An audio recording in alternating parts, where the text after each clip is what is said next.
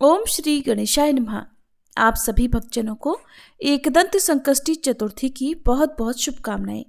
प्रिय श्रोताओं, आज ज्येष्ठ मास के कृष्ण पक्ष की चतुर्थी है। इस दिन भगवान श्री गणेश और चौथ माता की पूजा करके भक्तजन उपवास रखते हैं और व्रत की कथा का श्रवण करते हैं। तो हम आपके लिए लेकर आए हैं एकदंत संकष्टी चतुर्थी की संपूर्ण कथाएं।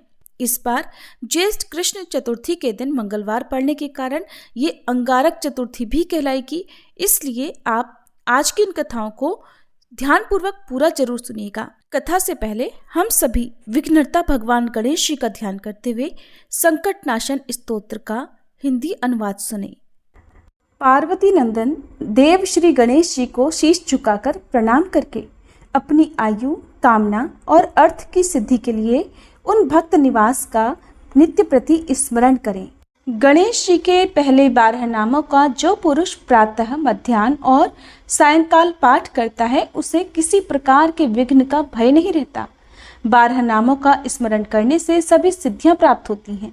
गणेश जी का नाम पहला वक्रतुंड अर्थात टेढ़ी सूंड वाले, दूसरा एकदंत अर्थात एक दांत वाले, तीसरा कृष्ण पिंगलाक्ष अर्थात काली और भूरी आंखों वाले, चौथा गजवक्त्र अर्थात हाथी के समान मुख वाले, पांचवा लंबोदर अर्थात बड़े पेट वाले, छठा विकट अर्थात विकराल, सातवां विघ्नराजेंद्र अर्थात विघ्नों का शासन करने वाले राजाधिराज, आठवां धूम्रवर्ण अर्थात धूसर वर्ण वाले, नवां भालचंद्र अर्थात जिनके ललाट पर चंद्रमा सुशोभित है, 10वां विनायक, 11वां गणपति और 12वां गजानन है।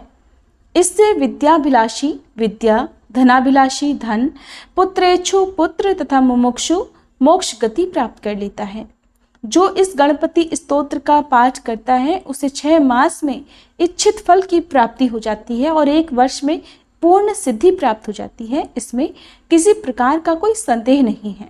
जो पुरुष इसे लिखकर 8 ब्राह्मणों को समर्पण करता है, गणेश जी की कृपा से उसे सब प्रकार की विद्या प्राप्त हो जाती है। ज्येष्ठ मास कृष्ण पक्ष संकष्टी चतुर्थी व्रत कथा। एक समय देवी पार्वती जी ने गणेश जी से पूछा, हे पुत्र, ज्येष्ठ मास की चतुर्थी का किस प्रकार पूजन करना चाहिए? इस महीने के गणेश जी का क्या नाम है? भोजन के रूप में कौन सा पदार्थ ग्रहण करना चाहिए? इसकी विधि का आप संक्षेप में वर्णन कीजिए। तब गणेश जी ने कहा, माते, ज्येष्ठ कृष्ण चतुर्थी सौभाग्य और पति प्रदायिनी है। इस दिन मूषक रथा नामक गणेश जी को भक्ति पूर्वक पूजना चाहिए। इस दिन घी निर्मित भोज्य पदार्थ अर्थात हलवा, लड्डू, पूड़ी आदि बनाकर गणेश जी को समर्पित करें। हे माते, द्वापर युग में राजा युधिष्ठिर ने इस प्रश्न को भगवान कृष्ण से पूछा था और उसके उत्तर में जो कुछ भी भगवान कृष्ण ने कहा था मैं उसी इतिहास का वर्णन करता हूँ। आप श्रद्धायुक्त होकर सुनिए। श्री कृष्ण ने कहा, हे राजा युधिष्ठिर, इस कल्याणदात्री चतुर्थी का जिसने व्रत किया और उसे जो फल प्राप्त हुआ, मैं उस पूर्वकालीन इतिहास का वर्णन कर रहा हूँ, उसे सुनिए। सतयुग में 100 यज्ञ करने वाले एक पृथु नामक राजा हुए। उनके राज्य में दयादेव नामक एक ब्राह्मण रहते थे। वेदों में निष्णात उनके 4 पुत्र थे।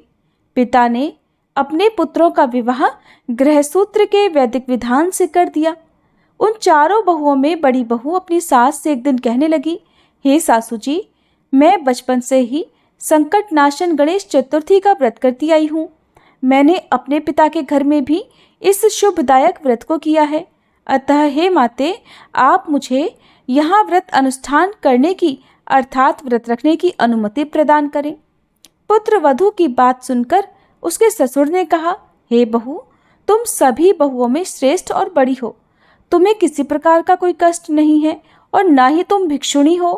अभी तुम्हारा समय उपभोग करने का है और ये गणेश जी कौन है? फिर तुम्हें भला उपवास करके करना ही क्या है? कुछ समय के बाद बड़ी बहू गर्भवती हो गई। 10 मास के बाद उसने सुंदर बालक को जन्म दिया। उसकी सास बराबर बहू को व्रत करने से मना करती रही। बहू ने अपने सास ससुर जी से व्रत रखने का कई बार अनुरोध किया, लेकिन उन दोनों ने ही व्रत छोड़ने के लिए बहू को बाध्य कर दिया। समय बीता तो बहू का पुत्र विवाह योग्य हुआ, किंतु व्रत भंग होने के कारण गणेश जी क्रोधित हो गए और उसके पुत्र के विवाह समय में वर वधु के सुमंगली के समय उसके पुत्र का अपहरण कर लिया। इस अनहोनी घटना से मंडप में खलबली मच गई। सब लोग व्याकुल होकर कहने लगे कि वर कहाँ गया, किसने अपहरण कर लिया। बारातियों द्वारा ऐसा समाचार पाकर उसकी माता अपने ससुर दयादेव से रो रो कर कहने लगी, हे ससुर जी, आपने मेरे गणेश चतुर्थी व्रत को छुड़वा दिया है, जिसके परिणाम स्वरूप ही मेरा पुत्र गायब हो गया है। अपनी पुत्र वधु के मुख से ऐसी बात सुनकर ब्राह्मण दयादेव बहुत दुखी हुए। उनकी पुत्र वधु और भी दुखी हुई। फिर दयादेव ब्राह्मण ने अपनी पुत्र वधु को संकट नाशन गणेश चतुर्थी का व्रत करने की अनुमति दे दी। अब पुत्र वधु हर महीने संकट नाशन गणेश चतुर्थी का व्रत करने लगी। इसके बाद कुछ समय की बात है, जिस कन्या से उसके पुत्र का विवाह होने वाला था, उस कन्या के घर एक वेदज्ञ और दुर्बल ब्राह्मण भिक्षा के लिए गया। ब्राह्मण ने कहा कि हे बेटी, आज मुझे भिक्षा में इतना भोजन दो कि मेरी भूख शांत हो जाए। उस ब्राह्मण की बात सुनकर धर्मपरायण कन्या ने उस ब्राह्मण का विधिपूर्वक पूजन किया। भक्तिपूर्वक भोजन कराने के बाद उसने ब्राह्मण को वस्त्र आदि दिए। कन्या की सेवा से संतुष्ट होकर ब्राह्मण कहने लगा, हे कल्याणी, हम तुम पर प्रसन्न हैं, तुम अपनी इच्छा के अनुकूल मुझसे वरदान प्राप्त कर लो। मैं ब्राह्मण वेशधारी गणेश हूँ और तुम्हारी भक्ति के कारण ही यहाँ आया हूँ। ब्राह्मण की बात सुनकर कन्या हाथ जोड़कर कहने लगी, हे विघ्नेश्वर, यदि आप प्रसन्न हैं तो मुझे मेरे पति के दर्शन करा दीजिए। कन्या की बात सुनकर गणेश जी ने उससे कहा, हे सुंदर विचार वाली, जो तुम चाहती हो वही होगा, तुम्हारा पति शीघ्र ही आएगा। कन्या को इस प्रकार का वरदान देकर गणेश जी वहीं अंतर्ध्यान हो गए। फिर उसी समय की बात है कि सोम शर्मा नामक ब्राह्मण एक वन में से उस ब्राह्मण के बालक को नगर में ले आए। अपने पौत्र को देखकर दयादेव ब्राह्मण बहुत प्रसन्न हुए। बालक की माता की प्रसन्नता की तो सीमा ही नहीं रही। साथ ही संपूर्ण नगरवासी भी बड़े खुश हुए। बालक की माता ने अपने पुत्र को हृदय से लगा लिया और कहने लगी कि गणेश जी की कृपा से ही मैंने अपने खोए हुए पुत्र को प्राप्त किया है और उसे नए वस्त्र आभूषणों से सजा दिया।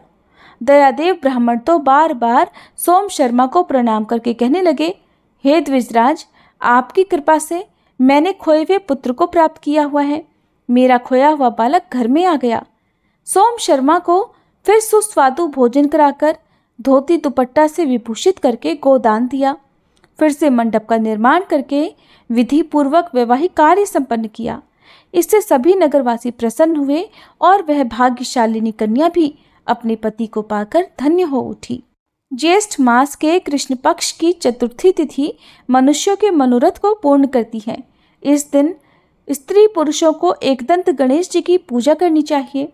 इस प्रकार संकष्टी चतुर्थी की व्रत कथा सुनाते हुए गणेश जी अपनी माता पार्वती से कहते हैं, हे माते, पूर्व कथित रीति से भक्तिपूर्वक जो व्यक्ति इस व्रत को और पूजन को करेंगे, उनकी संपूर्ण इच्छाएं गणपति की कृपा से पूरी होंगी। तब गणेश जी कहते हैं कि भगवान श्री कृष्ण ने राजा युधिष्ठिर से कहा, हे राजन, भगवान गणेश जी के व्रत का ऐसा ही महात्म्य है।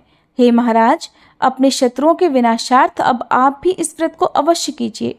तब धर्मराज युधिष्ठिर ने भी ज्येष्ठ कृष्ण चतुर्थी का व्रत किया और अपने शत्रुओं पर विजय प्राप्त की। चतुर्थी तिथि पर स्नान करने के बाद सोने, चांदी, तांबे, पीतल या मिट्टी से बनी भगवान गणेश जी की मूर्ति स्थापित करें। गणेश जी को स्नान कराएं। इसके बाद जनेऊ धारण कराएं। अबीर, गुलाल, चंदन, सिंदूर, इत्र आदि चढ़ाएं। वस्त्र अर्पित करें, अक्षत चढ़ाएं, फूलों से श्रृंगार करें और गणेश मंत्र बोलते हुए दूर्वा चढ़ाएं। भगवान को फिर लड्डुओं का भोग लगाएं, धूप दीप जलाएं और कपूर जलाकर आरती करें। व्रत की कथा पढ़ें, सुने। पूजा के बाद भगवान से सबसे अंत में क्षमा याचना जरूर करें। अंत में प्रसाद को सभी भक्तों में बांटें।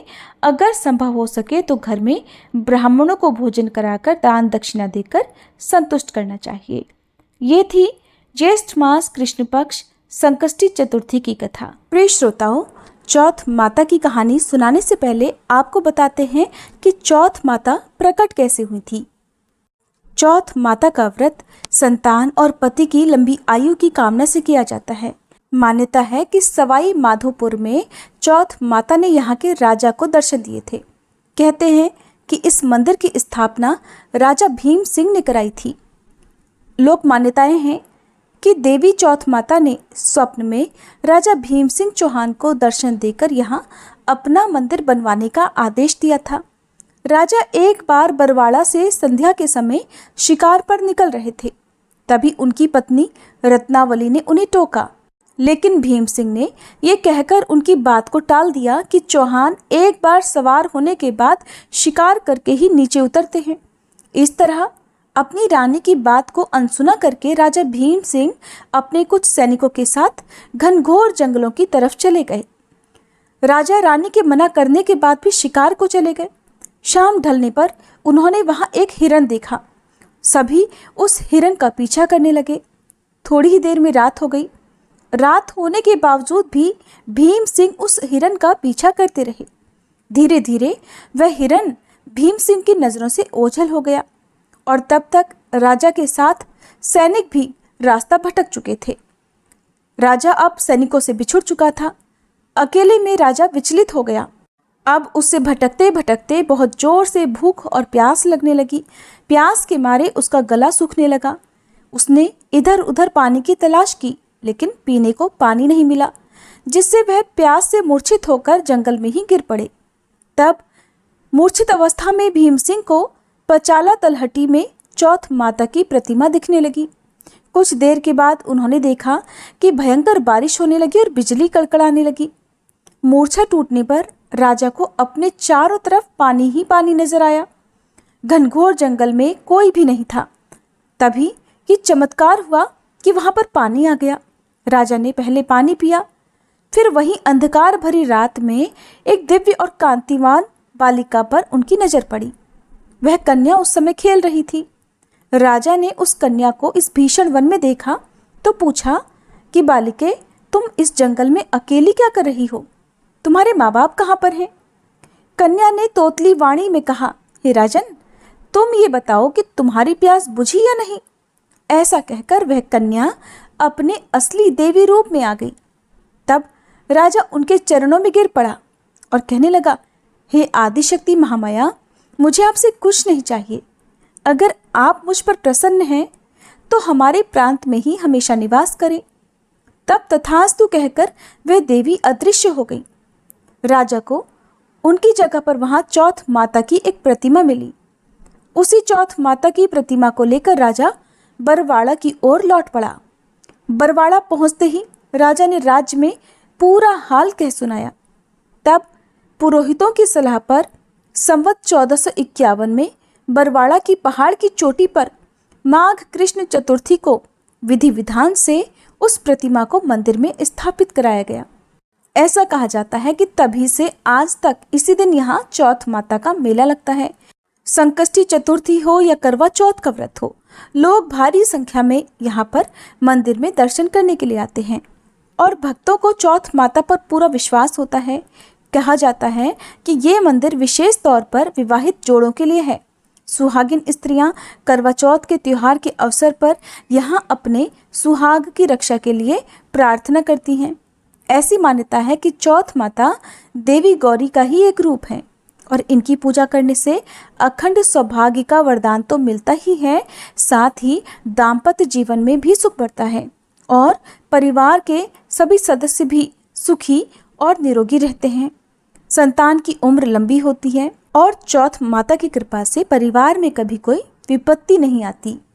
अब सुनिए चौथ माता की कथा। एक बार एक नगर में एक बूढ़ी माँ रहती थी। वो अपने बेटे को हर संकट से बचाने के लिए 12 महीनों की चौथ का व्रत करती थी। हर चौथ को पंसारी से थोड़ा सा गुड़ और घी लेकर 4 लड्डू बनाती, एक बेटे को देती, एक से पूजा करती, एक हथकार के लिए निकालती और एक चंद्रमा उगने पर खुद खा लेती थी। एक बार उसका बेटा ताई से मिलने गया। उस दिन चौथ का दिन था। ताई ने भी व्रत रखा था। उसने ताई से पूछा कि माँ तो 12 चौथ करती है। तब ताई बोली, तेरी माँ तेरी कमाई से तरमाल खाने के लिए 12 चौथ करती है। तू परदेश जाए तो वो एक भी चौथ नहीं करेगी। लड़के को लगा ताई सच कह रही है। घर आकर उसने अपनी माँ से कहा, माँ मैं परदेश जा रहा हूँ, यहाँ तू मेरी कमाई खाने पीने में ही उड़ा देती है। माँ ने समझाकर रोकना चाहा, पर बेटा नहीं माना। माँ ने उसे साथ ले जाने के लिए चौथ माता के आंखें दिए और कहा, मुसीबत में ये आंखें तेरी सहायता करेंगे। तब वह बेटा आंखें लेकर रवाना हो गया। घूमते हुए एक दूसरे नगर में जा पहुंचा। उसने देखा एक बूढ़ी माँ रोती जा रही थी और पुआ बनाते जा रही थी। उसने कारण पूछा तो बूढ़ी माँ ने कहा, बेटा, इस नगर की पहाड़ी पर एक दैत्य रहता है। पहले वह नगर में आकर कई लोगों को खाने के लिए मार देता था। अब राजा हर घर से एक आदमी उस दैत्य के पास भेजता है और आज मेरे बेटे की बारी है, इसलिए रो रही हूँ और उसी के लिए पुए भी बना रही हूँ। तब लड़का बोला, तू पुए मुझे खिला दे, तेरे बेटे की जगह मैं चला जाता हूँ। तब बूढ़ी माँ ने खीर पुए उसे खिला दिए। खा पी कर वह सो गया। रात को राजा के सैनिक आए तो बूढ़ी माँ ने उसे भेज दिया।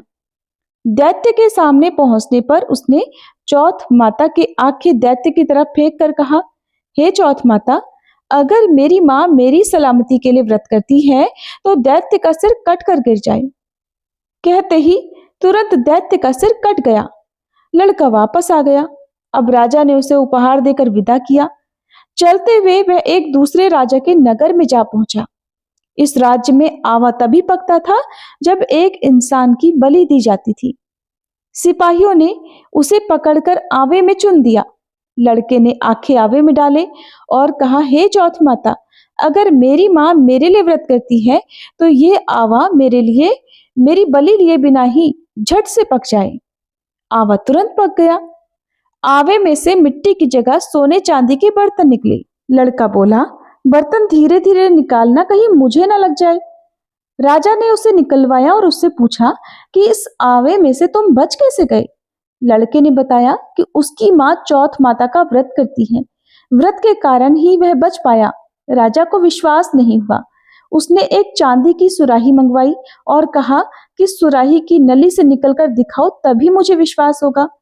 लड़के ने चौथ माता को एक बार फिर से याद करके आंखें सुराही में डाले और कहने लगा, मैं भंवरा बनूं, सुराही से निकलूं।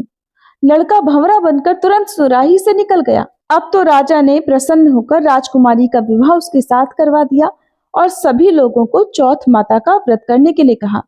उधर अब लड़के को अपनी माँ की याद आई। उसने राजा के पास जाकर खुद के नगर जाने की इच्छा जाहिर की। राजा ने रथ, घोड़े, हाथी और खूब सारा दान दहेज देकर उन्हें विदा कर दिया। चौथ के दिन वह लड़का अपने नगर पहुंचा। वह अकेला पंसारी के यहाँ माँ का इंतजार करने लगा। सोचा चौथ है तो माँ यहाँ जरूर आएगी। थोड़ी ही देर बाद लकड़ी टेकती हुई उसकी माँ उसे आते हुए दिखाई दी। बेटा माँ के चरणों में गिर पड़ा। कहने लगा, माँ, मैं तेरा बेटा हूँ, मुझे माफ कर दो। माँ ने उसे उठाकर गले लगा लिया। अब तो लोग चौथ माता की जय जयकार करने लगे। उस नगर के अब सभी लोग चौथ माता का व्रत करने लगे। हे चौथ माता, जैसे बूढ़ी माँ और उसके बेटे की सहायता आपने की, वैसे ही हम सब की भी करना। कहानी कहने और सुनने वाले पर भी कृपा करना। प्रेम से बोलो चौथ माता की जय। अब सुनिए चौथ माता की आरती। ओम जय श्री चौथ मैया, बोलो जय श्री चौथ मैया। सच्चे मन से सुमिरे, सच्चे मन से सुमिरे, सब दुख दूर भया। ओम जय श्री चौथ मैया। ऊंचे पर्वत मंदिर शोभा अति भारी, मैया शोभा अति भारी। देखत रूप मनोहर, देखत रूप मनोहर, असुरन भयकारी। ओम जय श्री चौथ मैया।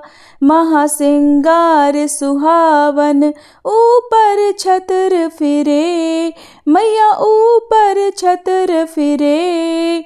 सिंह की सवारी सोहे, सिंह की सवारी सोहे, कर में खड्ग धरे। ओम जय श्री चौथ मैया।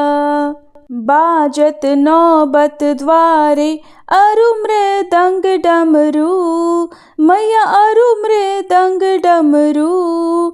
64 जोगनी नाचत, 64 जोगनी नाचत, नृत्य करे भैरू।